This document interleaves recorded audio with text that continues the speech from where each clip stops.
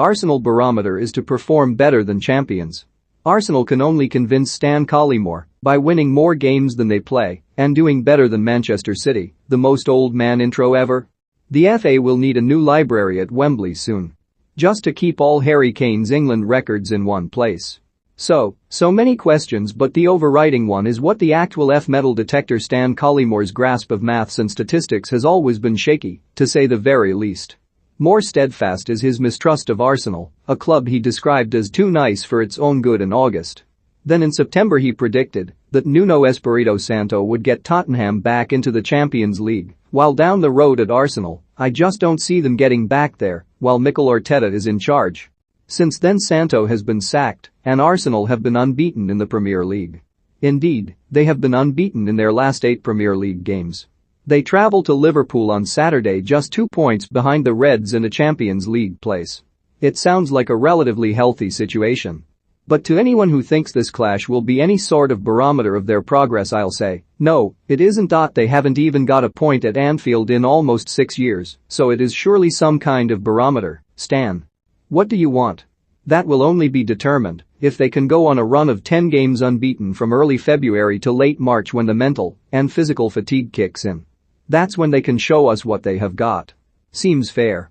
Couple of things. A. Arsenal only play 7 Premier League games between early February and late March.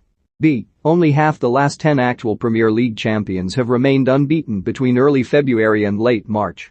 C. Manchester City, by any measure the best Premier League team of the last decade, have only 3 times remained unbeaten between early February and late March within that timeframe.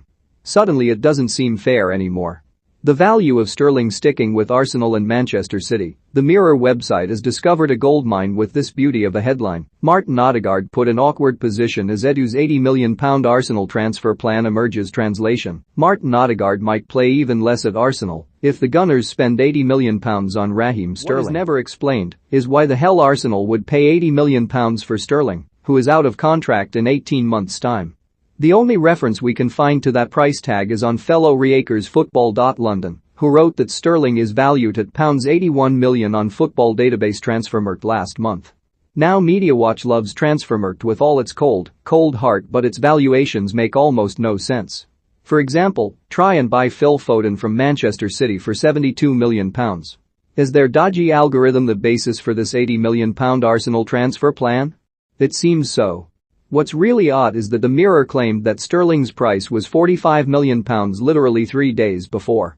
Why are we still surprised by the level of this shit? Ronaldo. Manchester City themselves do not generate a volume of web traffic to match their actual achievements, so that's why the City writers on the Manchester Evening News will crowbar in just about any trending topic to generate some clicks.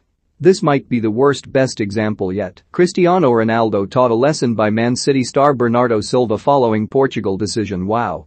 It takes Ross Jackson 8 paragraphs to even mention Bernardo Silva after a journey through Manchester United, Ronaldo and Nicolas Cage that no doubt scored him extra points and that dragged people down as far as a couple of adverts at least stakes. Gold star for you. Then it turns out that the premise of the whole piece is that Bernardo was selfless during Portugal's defeat to Serbia by asking to be taken off, which is something Ronaldo would never do. A player who could quite easily see out the 90 minutes asking to be taken off because he believes one of his teammates could help the team more than him? Isn't Bernardo just a best bloke in football? Could he quite easily see out the 90 minutes, or was he literally not fit after missing Portugal's previous World Cup qualifier and several days of training because of a muscle injury? Odd how the small matter of his injury is not mentioned in this discussion about the best bloke in football that really was just a means to the rather profitable end of crowbarring Ronaldo into a headline and dragging Manchester United fans into a City story. Red issue Steven Gerrard was asked about Aston Villa's trip to Liverpool in his unveiling to the press and tried his damnedest to dampen what he called the noise. After all, Villa have 4 Premier League games between now and December 11. He even said his status as former Liverpool captain and presumed manager-in-waiting is not important. Silly Stevie, trying to kill a narrative that will not be slain. Headline on the back page of The Sun, Red Alert sounded by Jero. Opening line of Graham Bryce's report, Steven Gerrard is relishing his return to Liverpool and wants all 3 points. Bryce then writes that the date is ringed red in his diary because when it comes to the Sun, but particularly the Sun and Liverpool, it absolutely does not matter one tiny little iota what your art actually, said.